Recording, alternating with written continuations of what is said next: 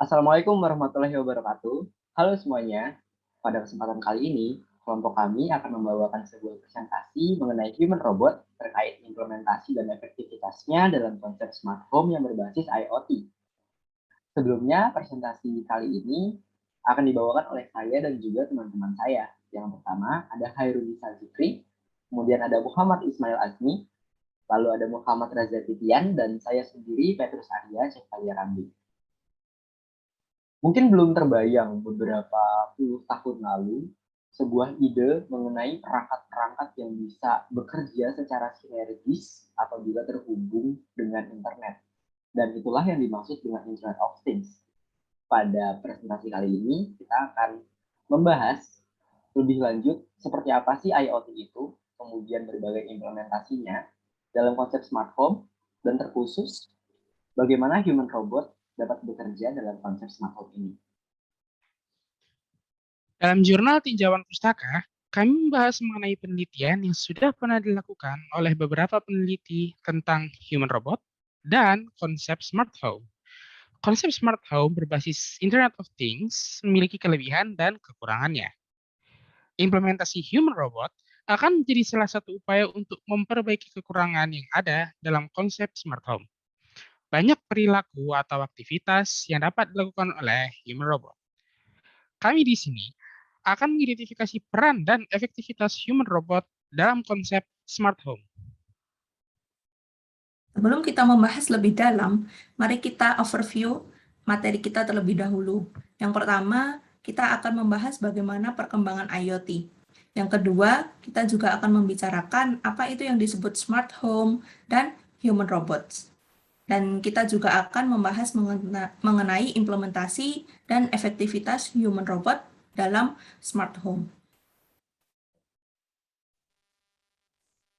Oke, jadi pertama-tama, apa sih Internet of Things itu?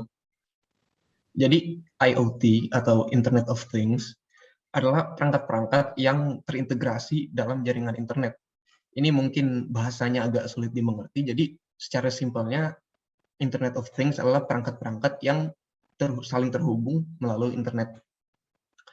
Internet of Things ini menggabungkan kinerja beberapa perangkat seperti sensor, aktuator, dan lain-lain, sehingga perangkat-perangkat ini bisa bekerja secara sinergis.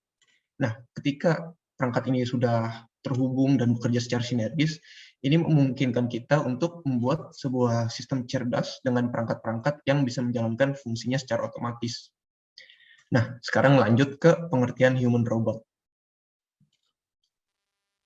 Kalau kita lihat dari namanya, human robot, ini tuh kita bisa mendapatkan pengertian bahwa human robot adalah robot yang perilaku dan kegiatannya dirancang agar menyerupai manusia. Cara kita menciptakan dan mengatur perilaku dan aktivitasnya ini ada beberapa pendekatan. Salah satunya pendekatan data-driven. Dari namanya saja sudah jelas bahwa pendekatan ini berarti menjalankan berdasarkan data. Jadi pendekatannya itu berbasis data dengan menggunakan sensor-sensor yang mengamati interaksi dalam sebuah kerumunan manusia. Selain itu, ada juga pendekatan programming by demonstration. Kalau tadi kan pendekatannya berbasis data, yang ini pendekatannya berbasis demonstrasi yang dilakukan oleh manusia itu sendiri. Nah, selanjutnya kita akan membahas lebih dalam mengenai smart home. Di sini kita akan membahas implementasi IoT dalam smart home dan juga tujuannya.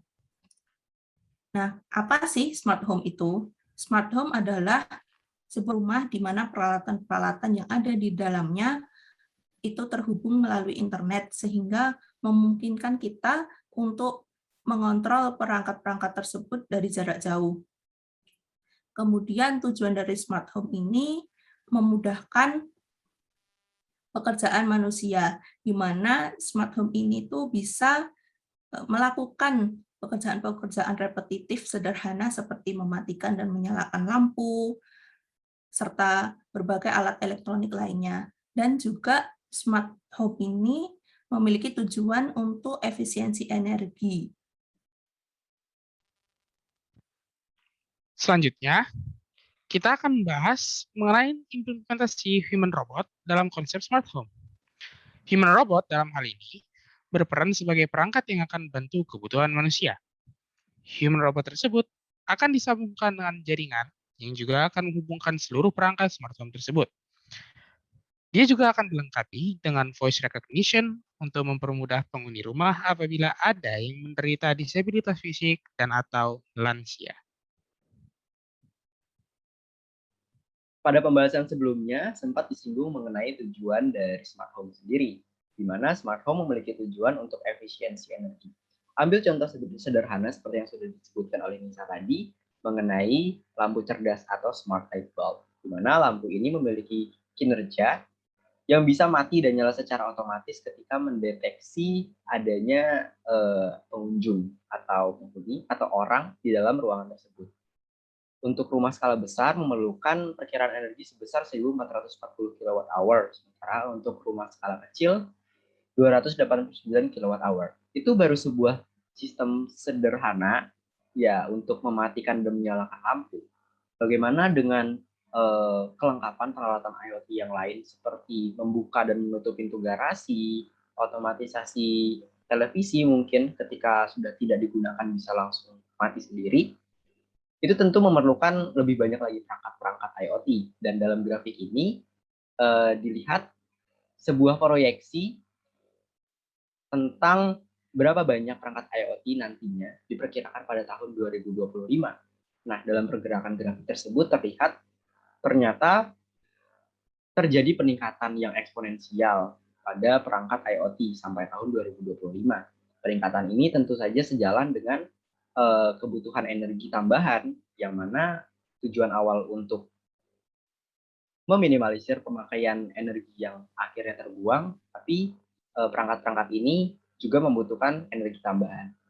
Secara global, dampak energi yang ditimbulkan dari implementasi ini cukup signifikan, yaitu mencapai 157 terawatt hour pada tahun 2025. Ini itu setara dengan 14% dari konsumsi industri global yang diprediksi mencapai 1.140 terawatt hour. Penggunaan human robot untuk skala rumah tangga pun dinilai kurang efektif. Human robot memiliki biaya pembiayaan yang cukup tinggi. Belum lagi, biaya perawatan serta pemakaian energi yang dibutuhkan untuk mengaktifkan robot tersebut. Penggunaannya pun kurang maksimal untuk diterapkan di skala rumah tangga. Karena biasanya yang diperlukan adalah perangkat untuk membantu pekerjaan repetitif sederhana di rumah. Penerapan sistem otomatisasi dalam smart home sendiri kurang efektif untuk tujuan efisiensi energi. Hal ini disebabkan oleh adanya kebutuhan energi tambahan untuk aktivasi perangkat pendukung, seperti contoh sensor dan lain-lain. Akhirnya, upaya meminimalisir terbuangnya energi tertahan oleh kebutuhan energi tambahan tersebut. Yang saya rasa cukup ironis. Penggunaan human robot untuk skala rumah tangga pun menjadi masalah baru untuk tujuan smart home, yaitu efisiensi energi. Nah, kita udah sampai di penghujung presentasi ini nih. Jadi kita di sini mau mereview kembali apa saja yang sudah kita bahas sebelumnya. Tadi kita sudah bahas perkembangan IoT, pengertian smart home, pengertian human robot, dan juga tentang implementasi serta efektivitas human robot di dalam smart home. Oke, jadi untuk mendapatkan kesimpulan, kita perlu memikirkan beberapa faktor. Pertama, pada skala rumah tangga itu, kita sebenarnya hanya membutuhkan bantuan pada pekerjaan yang sederhana dan repetitif. Selain itu, human robot juga memiliki biaya pembuatan dan biaya perawatan yang bisa dibilang nggak sedikit. Kemudian, kita perlu mengingat bahwa konsep smart home sendiri itu udah jauh dari tujuan efisiensi energi tadi. Jika kita memilih untuk menggunakan human robot di dalam smart home, itu justru akan menambah kebutuhan energi karena robot tersebut juga memerlukan energi untuk mengaktifkannya. Jadi, setelah mempertimbangkan faktor-faktor tadi, kita bisa mendapatkan kesimpulan bahwa human robot dalam skala rumah tangga itu masih dibilang kurang efektif dalam hal efisiensi energi dan masih diperlukan pengembangan lebih lanjut.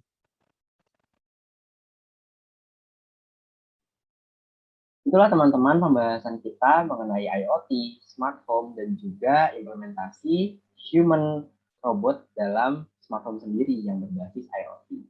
Sekian presentasi dari kelompok kami. Terima kasih.